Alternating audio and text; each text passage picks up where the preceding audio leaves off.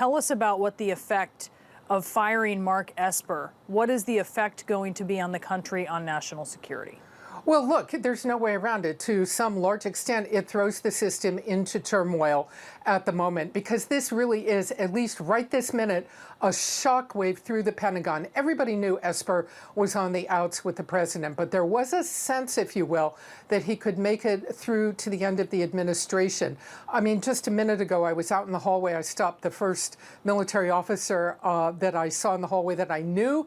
I asked him, "Have you heard?" He said, "What?" You know, they didn't even know. And so I gave him the news, and his response, not suitable for the airwaves because it was that much of a surprise. So where are we right now? Esper will go. We will find out exactly how all of this transpired. But there are a number of things at the Pentagon right now that are exceptionally critical. You still have troops in Afghanistan.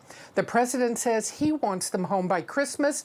Military commanders have told the president that's too optimistic. There's still a high level of violence U.S. troops need to stay in Afghanistan. Will that be a decision, a recommendation from commanders in the field that the president lets stand? The same thing about troops in Syria, troops in Iraq, and a number of special forces arrayed across Africa. What will happen with the troops?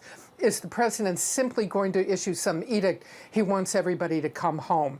That would throw things into significant disarray because the U.S. military wants to have an enduring presence overseas, extend U.S. influence with allies, and keep a sharp watch on adversaries. So this will be an issue. Mark Esper was actually scheduled to travel to Europe next week to talk about troop withdrawals from Germany and a revised U.S. military presence in Europe. Don't know if that will now happen with the new acting Secretary of Defense. May not, and that will be an issue because the president wants a troop reduction in Germany. U.S. commanders have a very mixed view on that.